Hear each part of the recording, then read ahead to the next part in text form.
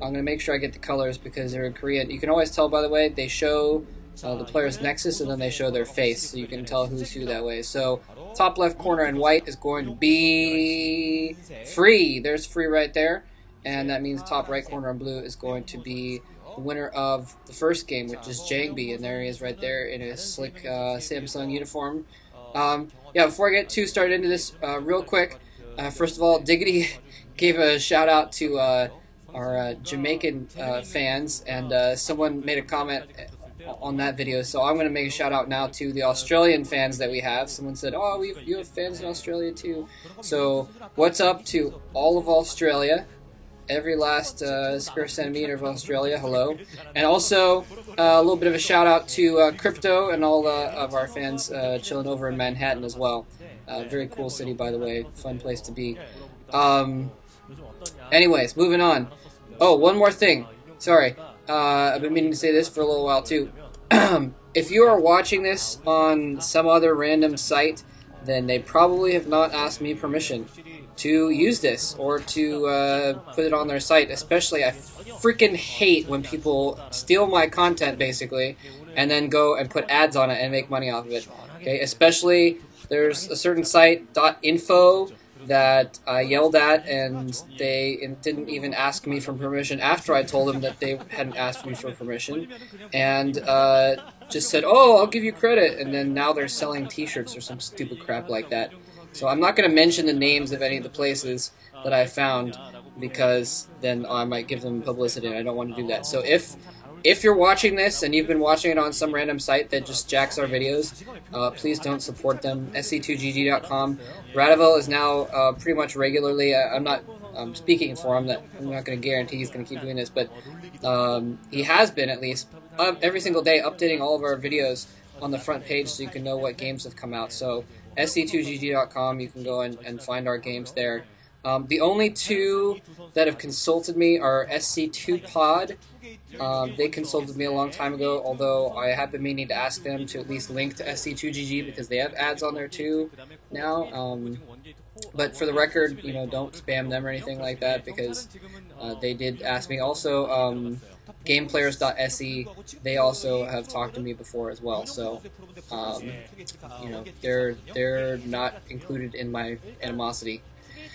Alright, now that that's settled, yeah, we got Free upper left going one gate Goons, and we have JangBi going, he's in the top right here, and he's going for, and it's interesting, JangBi, it looks like he scouted the bottom right, and then he saw that Free's probe got in his base very quickly, so he actually, instead of scouting bottom left, which would have been the next logical place to go, he instead went and scouted straight back up to the top left because he knew it had been too quick for him to come from the bottom left there.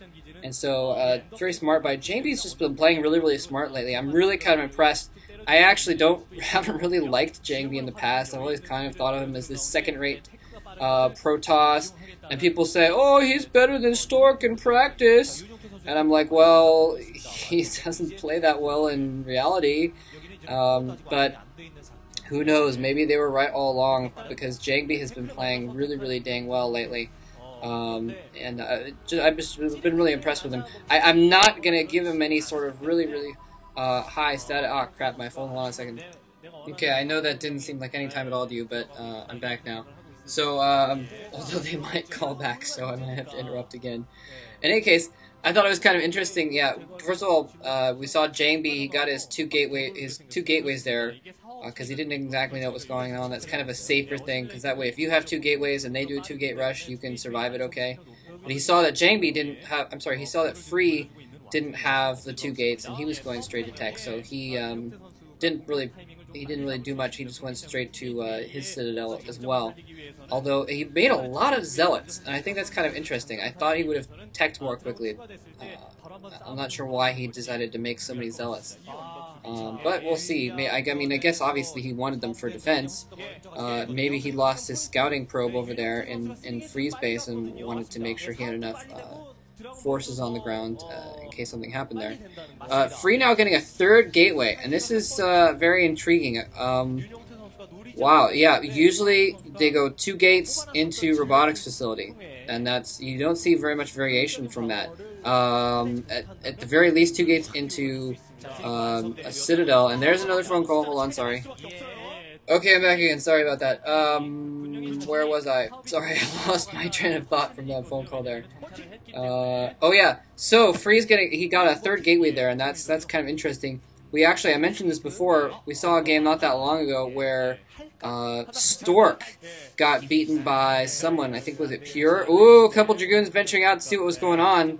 He almost got caught there and sniped off. But yeah, Stork, he got owned by, I think it was Pure or someone like that. It's just some random Protoss. Because Stork there was no ramp to deal with to hold, and Stork just went for his normal 2-gate goons to obs, and then the other guy just went 4 gates and just pumped out just a buttload of goons right in the middle of his tech and just timing pushed him to death. And I'm curious to see if that's what Free was going to try and do. Looks like JangBi pushing in here with a little bit of a force and trying to micro around to do as much. I think he knows that he's beaten here, but he's trying to do as much damage as he could, though. Although he did have more zealots, and that's interesting. He had those extra zealots. They were able to accomplish a little bit more in that battle, but he decided to back off instead of pressing. I think they were about even militarily. Although, yeah, those extra Dragoons can be pretty nasty if he lost all his zealots. Anyways, but he does get those 2 zealots in there to get a little bit of a scout off, and he's able to see exactly what's going on. JangBi now getting cannons up because he wasn't sure if Free was getting any sort of Dark Templar, since that's one of the possibilities. They always want to make sure you're ready for a Dark Templar rush, and that's one of the reasons why they go Observers very quickly most of the time. And JangBi had apparently, I haven't been watching, but I haven't seen an observatory going up from anything like that, or even a robotics facility. So, yeah, there's no robotics facility. So he decided not to get observers after all. That's really, really strange. It looks like JangBi. Oh yeah, Free's pushing around there trying to see if. Oh no. Okay, so yeah. So Free. I'm sorry. I'm totally just talking disjointedly right now. I apologize. I'm gonna get it together, honest. So Free has his observatory out now. He's gonna have observers out in just a moment, and looks like Free was trying to either A, go around and get that high ground for a little bit of harassment. B, he might have been trying to see if JangBi had put an expansion there. This map, it's very, very, very tempting for players to get a couple expansions very quickly. And a Citadel and a robotics facility going down now for JangBi, so he's probably going to end up going for a Dark Templar drop of some kind, which can be very effective on this map, because you do end up getting 3 bases usually pretty quickly, and it's difficult to protect all those bases, especially if you only have a couple observers around. There's a lot of ridges where it's hard to get your troops around to the bases up on top of those ridges, that kind of thing. So at the right moment, I mean, it's not a guarantee, obviously, but if you get the right moment, the right spot, a Dark Templar drop can be very, very effective. And he's now getting that observatory out too, just so he can move out. If you don't have observers, you're basically stuck in your base, because what if they have Templar? You don't know, and you can't move out at all, otherwise you might get owned by Templar. And Free going for very late Reavers, which is interesting. I mean, well, it's not extremely late, it's not unheard of, but it's later than you would normally get Reavers. Because of that sort of little bit of harassment and battling going on in the beginning there. So we're seeing a little bit of a divergence, and one of the reasons why people often don't like Protoss versus Protoss is because they end up doing just mirror builds. I find that exciting anyways, personally, but at least in this game, for those of you that don't find that exciting, we do see some divergence going on between these 2 strategies. So it's going to be up to basically what either of these players can accomplish with the tech that they've gotten. Okay, so either JangBi's going to have to do something with this Dark Templar drop, or Free's going to have to do something with his Reavers. And it's also then obviously going to be up to what either player can do to prevent that. The Observer's going in, trying to get some information on what's going on in Free's base to see what tech he's going. And yeah, that's why they were kind of showing it. He was heading right over to those other Dragoons, and that Observer gets sniped. He does have other observers out, so it's not going to be terrible, but he really needs some information, though, on what Free's doing. Both players really need to kind of figure out what the other player is doing if they're really going to be able to counter it here.